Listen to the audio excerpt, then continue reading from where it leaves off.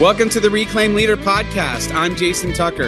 And I'm Jesse Skiffington. We're two pastors in the trenches who are passionate about church health for greater gospel impact. We share the ups and downs of ministry, strategies that worked for us, and some that didn't. Best practices and practical tools for church leadership. The goal, to help all of our churches flourish. Let's get started. See another sunrise, sing a little song.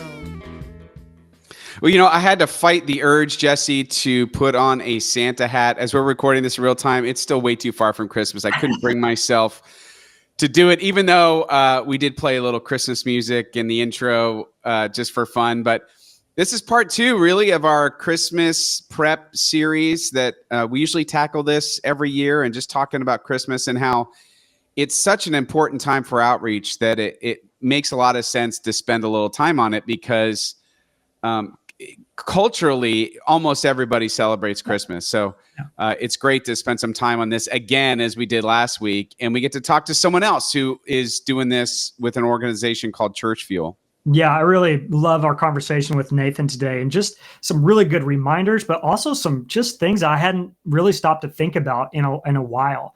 Or some new ideas in there too. So I know people are going to benefit from this, and that Christmas and as Nathan mentions, Easter, some other times of the year, there's unique opportunities that come along in the life of the church that we want to do our best to kind of help us be our best self in the midst of that, invite people into that, and to find their place in our life together, if that's what God's calling him to. And listen for this, if you're tuning in, what I appreciated most is that Nathan just said, you get to be yourself, be your version of the church that God made you to be. Let's just help you be more visible and more ready to welcome those guests when they come in. So really love the tone of the conversation and love talking Christmas and all those things. Absolutely. And again, everyone, thanks so much. I've actually, several of you've shared our podcast with others, and there are new people who are listening and finding it helpful. So thank you so much for doing that. And it really is an honor to get to serve you in this way. And we appreciate every time you share this or share an episode with a friend or colleague, or leave us a review on your platform of choice. This helps us continue to reach more and more pastors, which is our goal. We're not, it's a free podcast. We just want to get all this information out to help as many churches as we can. So we're really thankful for you for doing that. All right. Well, hey, let's get to it. This is Nathan Teegarden. He is a director of operations and content creator for Church Fuel, churchfuel.com. And we'll link to it certainly in our show notes. And he's going to talk to us about strategic planning for Christmas. Here's our interview with Nathan. Well, we are so excited to welcome to the podcast Nathan Teegarden from Church Fuel. He is also a pastor, as we teed up in the introduction. And Nathan, I'm so glad you're with us today. Thanks for joining us. Yes, Jason and Jesse, thank you so much for having me. So Christmas, I know when this thing goes live, by that time, I'm pretty sure all the stores are going to have all the Christmas things. Costco had Christmas trees up, dude, September. I was like, I can't do it yet. But The good thing about strategic planning is it is good to get a jump on it. Maybe we should think a little bit more like the department stores, because oftentimes Christmas, we sort of go to a little bit of autopilot because it's a lot of work. There's a lot of things. And what I know is on your heart and what Church Fuel is passionate about is how do we be strategic about what I don't think I have to convince anybody. It's the biggest outreach opportunity of the year. Yeah. So, yeah, absolutely. Well, I do think, getting a jump on things is very important. I mean, I think we could take a note from Costco and others that are eager to get those that are ready to buy items out there to sell. I think it's important to say, well, let's start thinking through Christmas as early as possible. But as many of you know, as you guys know, as I know, it's oftentimes the urgent that gets the most important things. It's like this Sunday, okay, what are we going to do this Sunday? Or 2 weeks from now, we've got this outreach. We need to give attention to it. So I think, something that's really important is, at least for me, is just, I know oftentimes what to do, or at least, 50 to 75% of what I should do. It's just a matter of answering the question, when am I going to do it? Yeah. And so getting that on the calendar and saying, okay, let's go ahead and get a planning meeting early. Let's do end of September. And it's going to be crazy early, but let's just do it, get it on there. So kind of get it in our mind. So we encourage churches, to get something out there early. And so then you can start thinking that direction. And even if you don't do something immediately, like, okay, the week after you're going to be in the trenches like you are the week before Christmas, at least everybody's starting to think that direction. And when you give more space to think about it, that's where the creativity happens. That's where the ideas come in. That's where you give space for God to start to speak to, hey, I want you to do this or think about this. But when it's last minute urgent, it's really hard to do all of that. So we always encourage churches, man, earlier you can start, the better. Yeah, I think the more space you give, the more creative content that can kind of bubble to the surface and iterate and do all that kind of stuff. So getting out ahead of it. And there's something to me, I don't know if you guys have experienced this as pastors, but if we get it out on the table, it's a sense of relief to me that we've looked at it. We're moving in that direction. We know it's coming. And at least we brought it up for conversation and beginning to so there's a sense of like, oh, good, it's going to be okay. We're thinking about it. We got enough time for this to really turn into something good. Yeah. And I think something else that came to mind is it also communicates to your team members like, hey, this is a big deal. And the opposite can be true. Like if we wait till the last minute, even if it's unintentional, even if we know, obviously Christmas is really important, these big events for opportunity for outreach are really important. At least when we were doing it early, we're communicating to our team like, hey, this is a big deal. Like we need to make sure that we're thinking through all these items. So whether volunteer, part-time, full-time staff, you're telling them like, hey, we're specifically talking about this early. And it sends a message to everybody like, man, this is a really important thing for our church. Before we jump in, Nathan, for those who aren't familiar with Church Fuel, give us a little soundbite on what they do and maybe a little bit how you got involved with them. Because I know you're a pastor, you continue to be a pastor. So give our listeners a little bit more on Church Fuel. I think it's a wonderful resource. Yeah, absolutely. So if you just boil down our mission is to help churches see more visitors on a weekend. So everything we do comes from that. We love hearing stories, testimonies of how our resources have empowered and helped and equipped church leaders to see more visitors on a weekend. So from that, we built out a library of resources. So we have tons of resources, but more specifically, we help church leaders follow a pathway to make sure that they're digitally ready, just on a lot of fronts that maybe they don't realize or don't know how to make sure that they're ready on the digital front. When the majority of people who are going to check out your church before they ever step foot on your campus, they're going to find you online somewhere. And so just making sure that everything is on point, on that front, we help churches do that. And then we also specifically help churches run their Google ads. So making sure that their marketing front is taken care of. So we run that actually for churches. So a variety of ways we help them. We also have a coaching side to where we help them through coaching, and then they can book a call.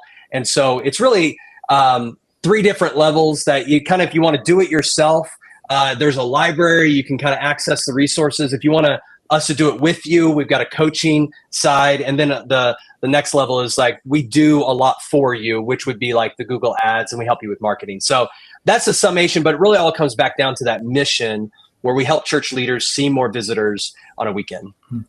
That's awesome. And so were you recruited by them? Had you used Church Fuel in your own ministry? How'd that connection happen for you as a pastor? So the owner, Ryan Wakefield, we were actually on staff together. He was a creative director. I was a youth pastor at a church in Springfield, Missouri. And so that's where we started. And then we both left to go to Kansas City to help plant a church. And so we helped with that. From that, he started a essentially church marketing university, what now is named Church Fuel. And so we've stayed in contact. We live near each other here in Kansas City. We're both at that church plant still 13 years later. And so it was just through a series of events, I was able to slip from full-time to part-time at the church to be in a teaching pastor role. And it left this opportunity to help with Church Fuel. And so that's kind of how it started. It started just me building some resources. So building what we call these kits, and some of what we'll talk about, I'm sure, later with the Christmas kit. But I started building some of those, and we put that into the library. I started building more, and then I started helping with other things. And eventually it turned into full-time a couple years ago. And so been helping Churchfield for a total of about 4 years now. That's awesome. I think, Nathan, one of the things that Churchfield does, I know it's a real pain point for a lot of churches who are just like, okay, we have all of these programs, we have all these things, we have this wonderful community, and we don't know how to navigate all this stuff. You know, I thought I knew Facebook 4 years ago, and it's changed 15 times since then on what works and what doesn't work. And I don't have anybody on staff that I get paid to do that. So I guess one thing I want to ask, I'm going to ask it sort of jokingly, but this isn't all dependent. Getting more visitors to come to your church is not completely dependent on whether or not you're a quote unquote attractional church, right? It doesn't mean necessarily I wouldn't look great in skinny jeans, and we tried a fog machine for a concert and the fire alarm went off. So we're not that level of church, but tell us why that doesn't matter. Well, because there are people out there that are looking for a church just like yours. Yeah. And so the reality isn't are there those people out there?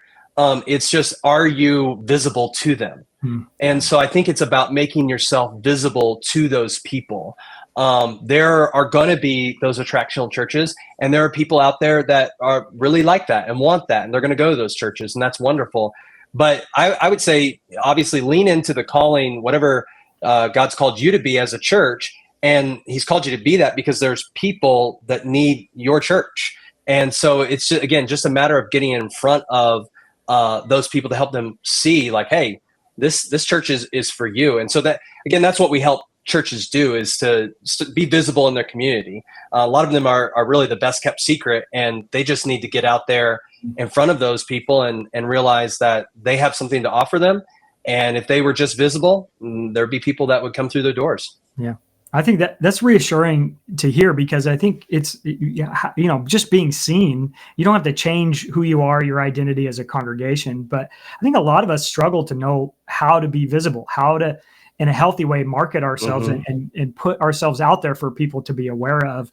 And that's often a tricky thing. And I just appreciate you guys working on that with us, because there's a lot of great churches out there that I think are those hidden treasures or those hidden gems that, like you were saying, that just people aren't aware of. And if they were more visible and in a credible way, that would be a good thing. So we got to end the papyrus font. Jason, you guys got to pull that up. How about Precious Moments clip art? That's right.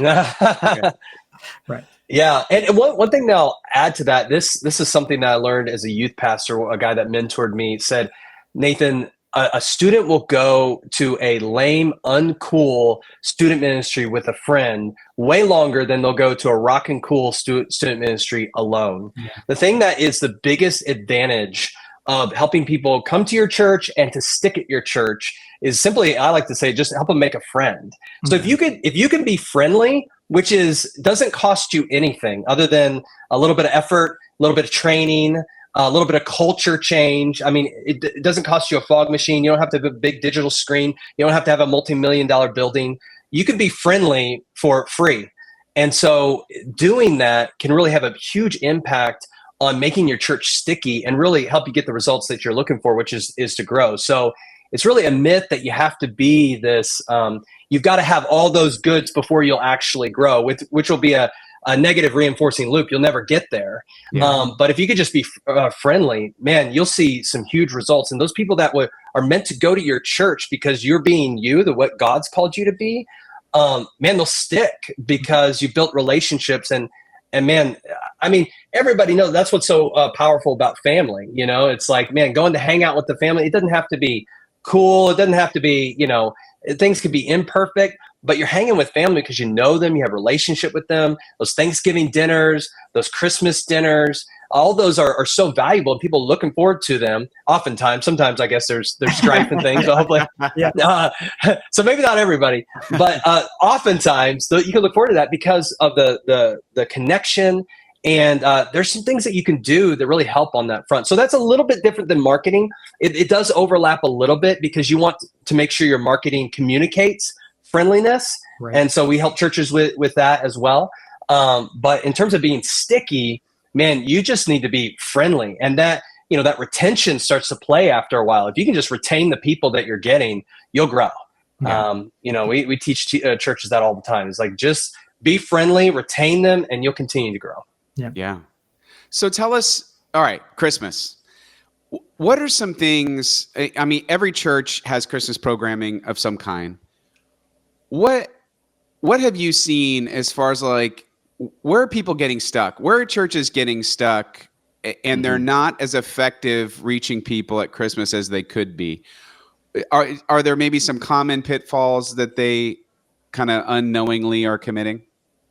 Yeah. So one thing comes to mind is that oftentimes, and this would be true of Easter, this would be true of like any fall event that a church would do, kind of getting back into church that season, and then also for Christmas, is I think all of us can fall into the trap of just thinking of Christmas, Easter, fall event as just one Sunday, and not thinking of it as in terms of 4 to 6 weeks after that, and saying what can we do to get people not only to come to the event, where oftentimes family members are going to invite those to come with them, to join them for church service, but what are we going to do to get them back the next Sunday? But not just that Sunday, like what are we doing over the next 6 weeks to get them to come back? And I don't know the exact stat, so don't quote me on this, but it's something like 90% or around there, that if you can get somebody to come back 4 Sundays in a row, then 90% chance they're staying at your church. Yeah. And so if you can start to think in terms of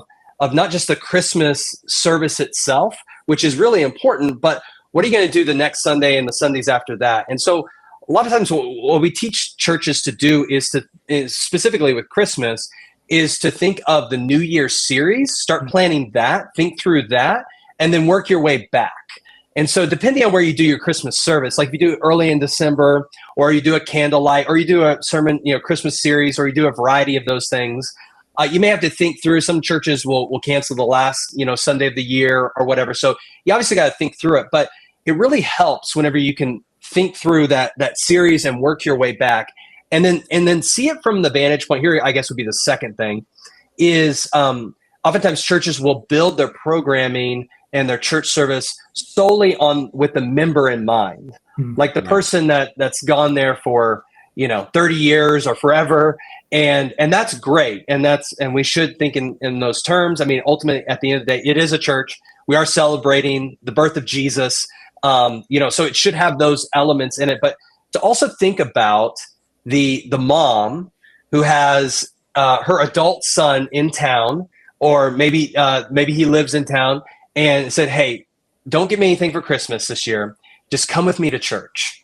And he doesn't want to go, but he's like, "All right, fine, I'll go." He's not a believer. He comes to church. Like, how is the service going to connect with him? How is he going to feel? How is he going to connect with somebody else in the service? And then thinking through, like, okay, well, how can we speak to him at the beginning of the year? Like maybe in that series where oftentimes you do like spiritual disciplines, maybe you can frame it in such a way to speak to him like, man, don't you just want to win in life? Don't you just want to have some wins under your belt? Man, we're going to kick off the year, a brand new series, call it whatever.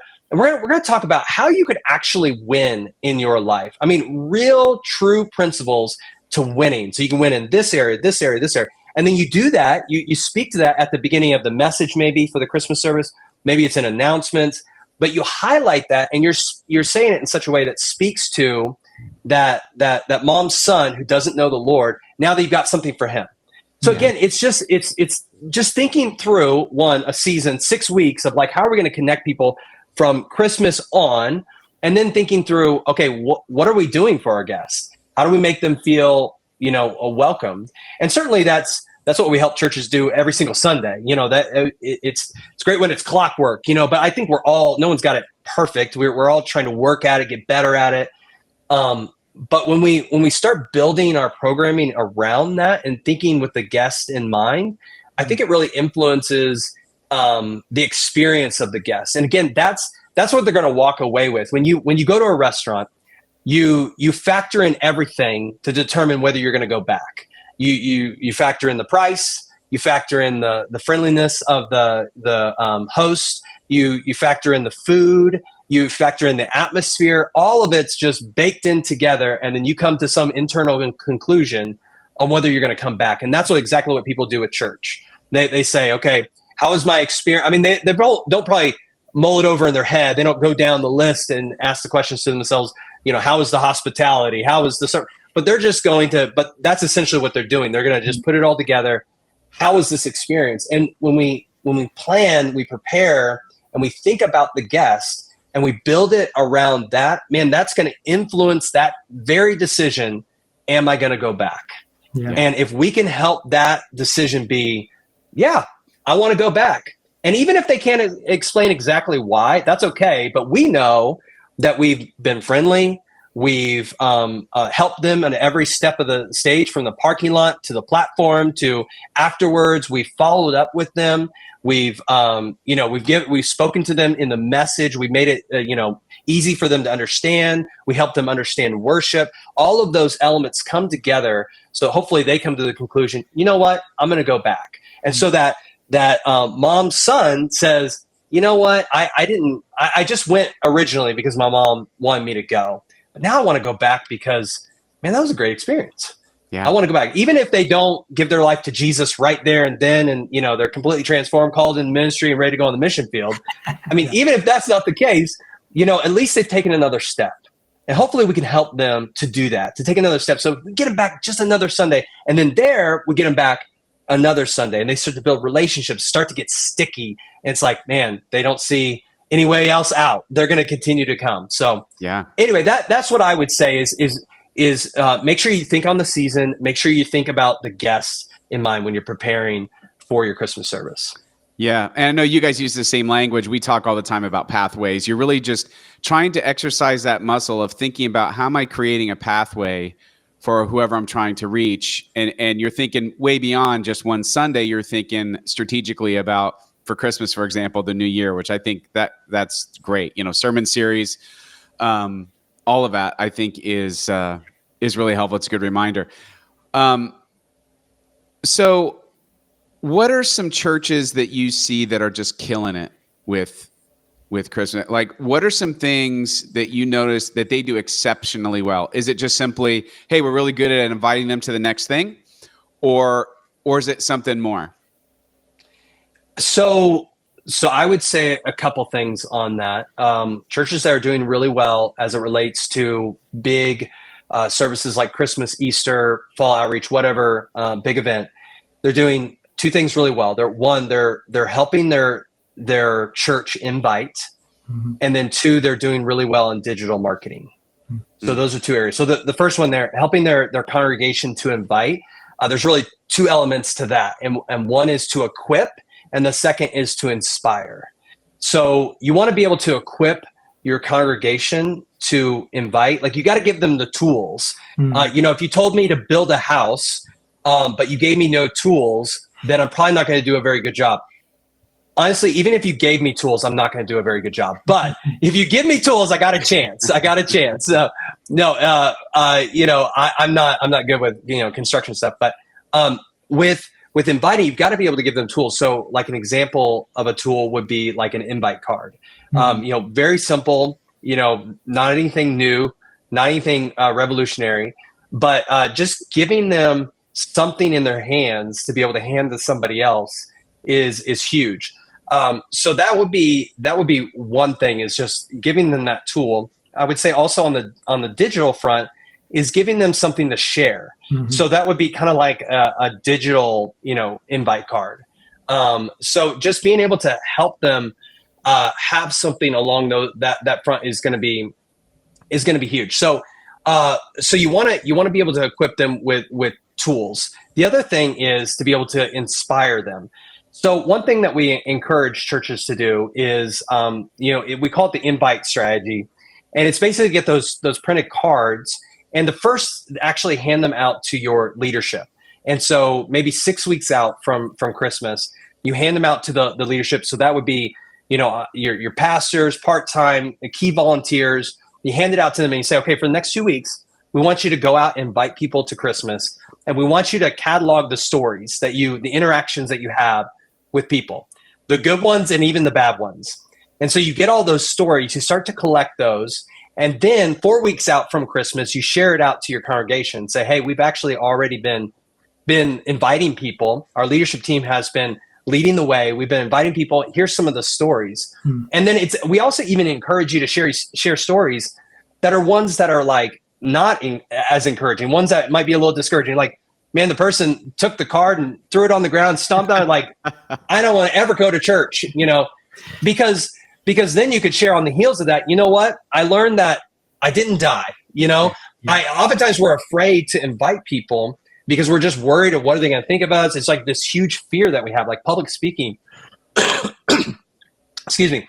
So but once you get over that fear, once you're past it, it's no big deal. And then on the heels of that, you could share like, well, but then that afternoon I got the opportunity to invite somebody else and they were able to come. And I realized, man, I'm glad I didn't give up. And we want to encourage you so you share this out to the church. Hey, we want to encourage you today as we put an invite card, just one on every seat. We want you to take that. And this week, be praying and think about who can you invite? And maybe you're afraid, just like all of us, even as pastors, we can be afraid to invite somebody, but you know what? It's actually not that scary. It's actually not, you know what? If they reject, that's okay. Maybe God's doing something in their heart in a different way, but you know what? I'm going to invite somebody else. And so you collect those stories, you share it out, and then you only put one invite card on everybody's seat, and then you just inspire them with stories. So you got you equip them with the tool, which is on the seat, and then you inspire them with the stories. And so that combo is helping them invite. In fact, I saw my buddy out in California. He's got a church about 500, and I helped him set this up years ago, but it was just basically a survey that his guests would get after they attend the church, and they would fill it out. And one of the questions on there is, what influenced your decision to come to his church? And almost 2/3 was a personal invitation from somebody. So 2/3. The other third was on the digital front. So it'd be like Facebook, Instagram, Google, those kinds of things. And so interesting that, man, that's so powerful to just, if you can mobilize your church to do that. Now there's going to be some that aren't going to invite, obviously. And in fact, the longer someone's a Christian, kind of becomes around Christian friends, they're less likely to invite. Those that are new Christians are the ones that are most likely to invite their friends who don't know the Lord. So as you start gaining guests and people getting saved, it can kind of be this momentum that happens. But still, equipping your church is the best way to get people through the doors. The second way is the digital marketing front.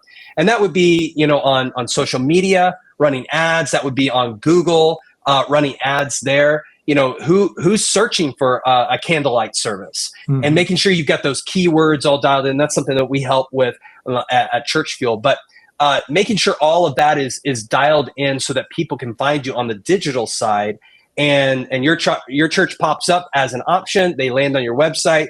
They check it out and say, hey, there's lots of smiles, lots of friendly people. They see themselves in the pictures. In other words, they see, older people, younger people, lots of different ethnicities. They see themselves in that. Now they're compelled to come and make it easy for them to plan their visit. So those are the people, the churches that are, back to your question, the churches that are crushing it are the ones that are equipping their church and inspiring them to invite, to get them out to their church. Awesome. Because there's no better credibility for your church than someone saying you should come to my church. Because when I say you should come to my church, I'm saying a whole lot of things. I'm saying, hey, it's worth your time because it's worth my time.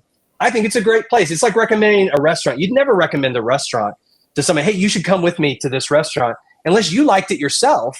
And so if there's some level of credibility and relationship there that someone already has, then when they say you should come with me, man, they're saying a lot about the church. So again, inspire and equip. And then on the digital front, churches that are doing a good job of running ads.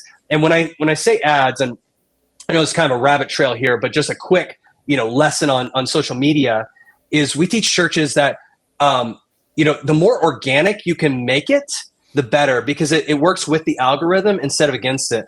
If you have this really cool, promotional video that you spent thousands of dollars on, and you put it on Facebook and you dump all this money behind it, it's not going to do near as well as somebody just taking their phone and saying, hey, you should come to my Christmas service. It's going to be awesome. We're going to have this, this, and this for your kids. And, that's going to do way better because the algorithm likes that. Because that's why people get on social media is they don't want to see advertisements, though that's how Facebook makes money. So if they can kind of blend those two in the algorithm, they like that the best. And so, we teach churches and helping them know how to utilize social media to maximize those dollars so that they can get their service and the word about their church out to as many people as possible. So again, those two fronts, congregation, inviting, and then digital marketing, those are the churches that are crushing it. Excellent. Excellent, Nathan. So, all right, speaking of equipping churches, Church Fuel has a Christmas kit that can help do that and get folks dialed in. So tell us about that offer right now for pastors. Yeah. So this is something we offer for free, and you can get into this kit. And what I love about this kit is it not only has all of your digital needs met, so like your graphics, it's got a cool look to it. You have all your in-service graphics. It's got videos for your service, all that stuff. But we decided long ago to not just build our kits with just graphics, but to build it with the guest in mind. So we have resources in there like communication scripts, follow-up, a selfie video playbook, like to teach you how to actually post on social media to promote your Christmas service. We wanted it to be a bundle of resources that really help you get more visitors at your Christmas service. So it has all the graphics and stuff, but it has way more than that. And then we also have an invite for November 12th. And so just an opportunity to go to this planning, just how to maximize your Christmas service. And so this is going to be a chance to really focus in on those ads front to make sure that you're digital ready for Christmas. And so we're going to teach churches how to do that. So that's in the kit as well. You see all the information there. But yeah, it's got everything that you need on the digital front, but also on the making sure your guests ready for your Christmas service. That's so cool. I'm pumped, Jason. I don't know. I'm ready. Let's go. Let's do it. Let's do this thing, right? You give us a really great roadmap, and it's really helpful to think down into just the what you guys have learned and discovered along the way and what's working and maybe some of the pieces that are missing. And so hopefully as we're talking, this is inspiring people to think for themselves about their strategy for their church and look at Church Fuel and check out some of how you can help them go further faster and get some of the things done that are frankly sometimes really heavy lifting for us pastor types. We're not sure what to do. We have some ideas, but it feels like a lot. So appreciate you guys and your good work and how you're helping us succeed. Yeah, absolutely. We love to, we say this a lot at Church Fuel, like you're going to do the work anyway. Why not let us come alongside and help you do that work and do it even better? So that's what we love to do is be able to fill that need, especially for churches that, aren't able to have a whole communications department. Like let us come alongside you and equip you and help you with that and give you a result as if you did have, communications department able to hire all those people. So that's what we love doing. And it's super fun. Awesome. Well, Nathan, thanks so much for being with us. It was great talking to you, great meeting you. You were definitely speaking our language. These are all things that we talk about all the time. So it was nice to hear somebody else say it. It was great. Yeah. Well, thank you for having me. That's great. Appreciate it. Thanks. Jason, so much fun to talk with Nathan today. He's a passionate guy. He loves what he does, obviously, very clearly. And so, Nathan, if you're listening back to this, thank you for all your good work and helping us to think about how do we reach new guests and help people connect into our churches. And particularly when we want to steer you to go check out that Christmas resource. Maybe it inspires you or there's some element of it that you can apply this year, or it helps you to think more deeply about what you're doing. And maybe it helps you to establish something of a relationship with Church Fuel if that's a good fit for you. But to get you thinking about, get all of us thinking about how are we reaching out to people? How do we mobilize our congregation to be inviters? And then what do we do once people show up and help them stick around? So really appreciated the conversation today. Yeah, it was great. And a lot of just great reminders. Again, I feel like we're speaking the same language or operate off the same sheet of music. I think, definitely being reminded that, personal evangelism or personal invitation is the number one strategy, hands down. It's like not even close. That just that personal ask is everything. So even if you're a church that doesn't have any budget money to do anything else, that's free. Just getting your folks to invite. Make a postcard, get it in their hands. Yeah. Yeah, I love it. Such good stuff. So if people want to find Nathan and Church Fuel, where do they need to go? What do they need to do? Yeah, it says churchfuel.com, and you'll see also prompts to join on that free Christmas kit. You're going to get onto their mailing list, and you'll be able to connect with them that way. So hope you do it. I think it's good stuff. And hey, looking ahead now, we're getting close in real time. It's almost Thanksgiving. And we're going to take a couple of weeks and do some dreaming, but I would call it practical dreaming. We're going to be talking about vision, mission, budget, strategy as we go into 2025. So I hope that's helpful. I still can't believe 2025. Come on, 2025. Let's go. Big picture stuff, Jason. It's that time of year, though. It's helpful to really just kind of stop and give yourself some space in the midst of the Christmas run. I find that there is a little bit of that time to do some dreaming and looking ahead. So I can't wait. It's going to be fun to dive into that. All right, everyone. Thanks so much for listening. As we always say, ministry is hard. It is so much better when we do it together.